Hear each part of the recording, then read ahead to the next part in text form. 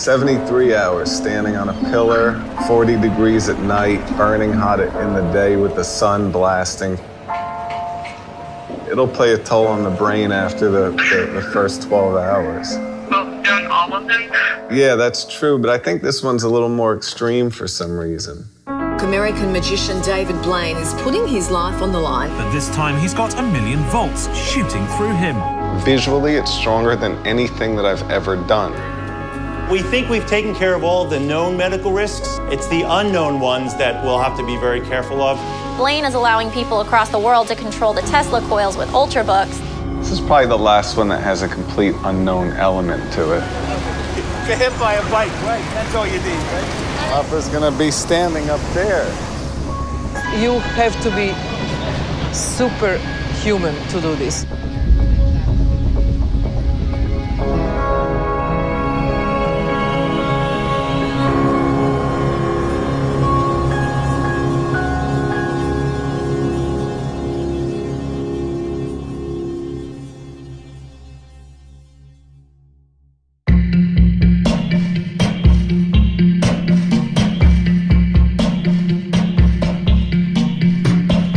Endurance art almost didn't exist before David.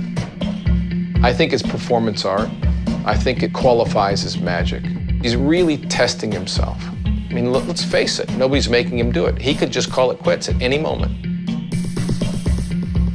Obviously, I've heard of him before and was excited about what his next big thing was. If you look at David's stunts, it's all about creation and risk-taking at its best. Risk-taking and innovation is a part of our DNA. Therefore, this is such a matchup. Intel asked me to do something with them, and they're a technology company, so I pitched this idea that I had 1,000,000 volts of electricity in 8 Tesla coils, all shooting into the center, where I'd have to remain for 73 hours. I didn't know anybody would get behind it because it's such a crazy idea. It was just too big to not go and do. We brought engineers and technology and know-how to the table to drive an experience that would be magical. I showed Stephen Chow the idea, and he showed me a little video of the guys from Attack. They do a music act where they play with these coils, so I went to visit them in Austin. I got the call from a job that I didn't work at anymore. They said, hey, there's somebody from David Blaine's office trying to get a hold of you. I'm like, okay. He just would send me emails like, look at this drawing. I want to build this drawing. And then he would send me like one-word emails that said like sphere or something like that. He was very mysterious. And I'm like, okay, David. It was just like a picture of David with just like a crap load of lightning around him. And we're like, uh-huh. Right.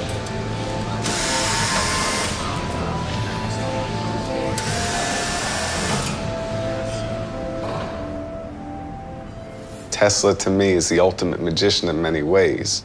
What he created with these coils, just having arcs of electricity shooting through the air, visually is amazing. So immediately I went, let's do 8 of these things and put 4 above, 4 below, make them spheres, and then have them shoot the entire time. Let's do it.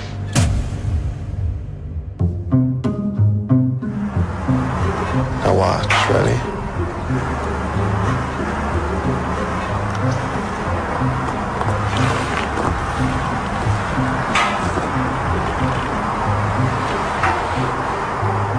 Cool.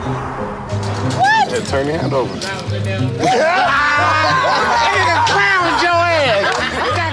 I mean, the famous quote by Robert Houdin was, a magician is just an actor playing the part of a magician. So, you know, it's like the really good magicians, I think, historically, are the ones that actually believe that what they're doing is real. Ready for this? Watch.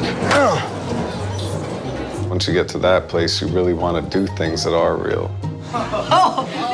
It's trying to find something that seems impossible, but actually figuring out a way to really do it.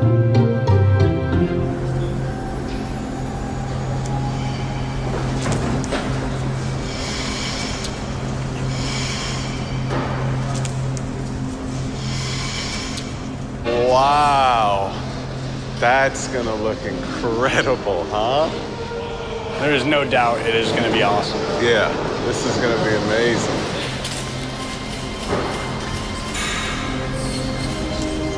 I think that David now, being a father, should be part of the equation. I mean, his daughter is not even 2 years old. That little girl deserves to have a father. Love you, little Des. You know, of course, I love her more than anything, but how do you stop yourself from doing the things you dreamed up? I get his point, and I know he wants to offer all he can and do it right, but sometimes for the people that lives with him and loves him, it's scary. So that's how it is, I guess, when you're so passionate about what you do and you're not scared of anything. No, we're gonna have to figure out how to make this comfortable for 72 hours. It looks treacherous at the moment. Yes. It's not that bad. I'm just worried about hour 30. When I start to hallucinate a little bit, and then I want to jump or whatever happens. When the brain goes, there's nothing equal to it. Mental torture is the craziest thing. I did 44 days living just on water. I went into liver failure, kidney failure, and probably was a couple of days from dying. And that was never scary. It was just painful. But when your brain goes, these nightmares are happening real time. The ones in the ice were really scary. You don't think it's ever gonna go away, and you don't know what's real and not real. That's the scariest thing I've ever been through. There's no physical pain that equals that kind of pain. It's the most intense and horrifying, but yet the most beautiful at the same time. The dangers of the stunt are absolutely real. I definitely wouldn't want to be doing what he's doing for 3 days. I think we have a handle on it, but I mean, it's really a feat of endurance. There are a couple of problems with Tesla coils. Ozone, the ultraviolet light can cause damage to your eyes. Plus, he's carrying a 30-pound suit, and the noise is intense. He only has inches of room to maneuver on this tower, about 30 feet above the ground.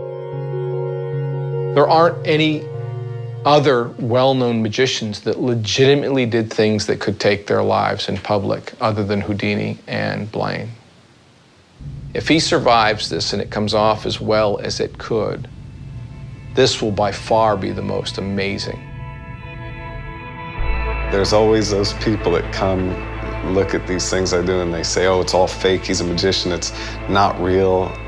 The ones that want to say it's all fake, they're going to pick apart anything. I don't think you can pay much attention. I think you just do it and do it the best way possible.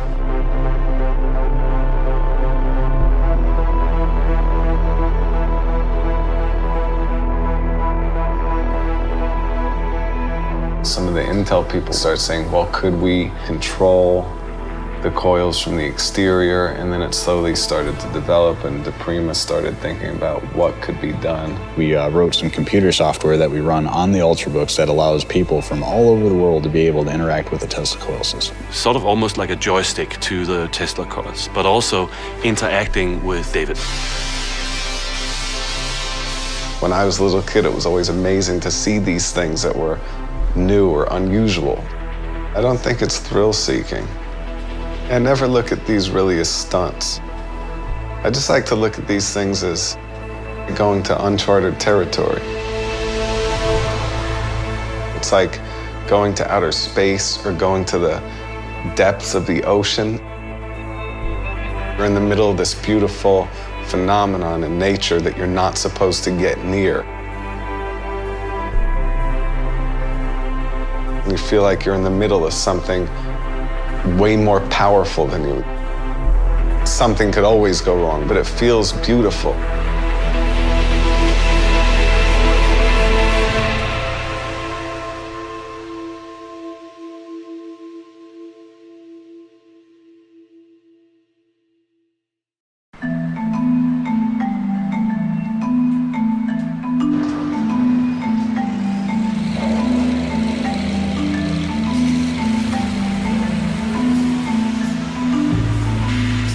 This has never been tested for over an hour.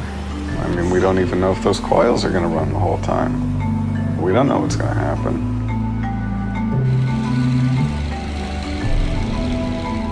Not eating is easy, and not using the bathroom is easy. So I'm trusting that everybody that's been doing their due diligence is prepared for the worst possible scenario. So I'm just focused on how to get to the end.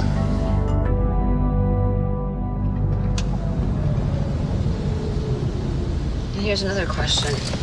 If you wouldn't make it to 73 hours, would you still consider it success? No.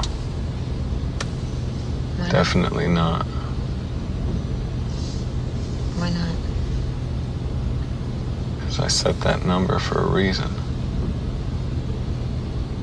That's the challenge, is to get there. It'd be like if you said you were going to run 26 miles and you ran 25. But wasn't part of the challenge to actually make It's this the worst thing that could happen. Part of it, yeah, but the other part of it is doing what you want to do, what you say you're going to do, what you hope to do.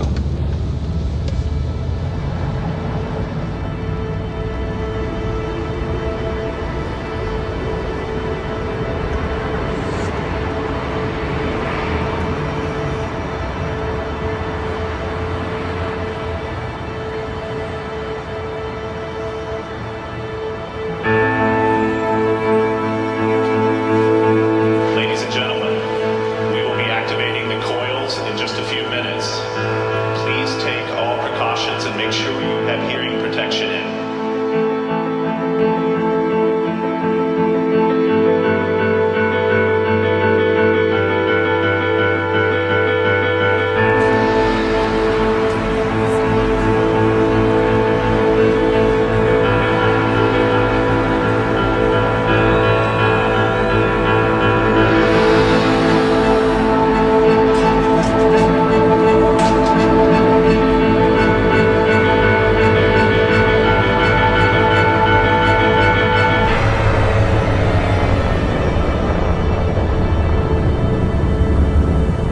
Stand by, David.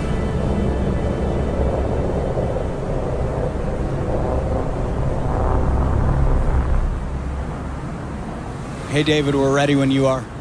Are you hot, Joe? Yes, sir. All right, let's do it.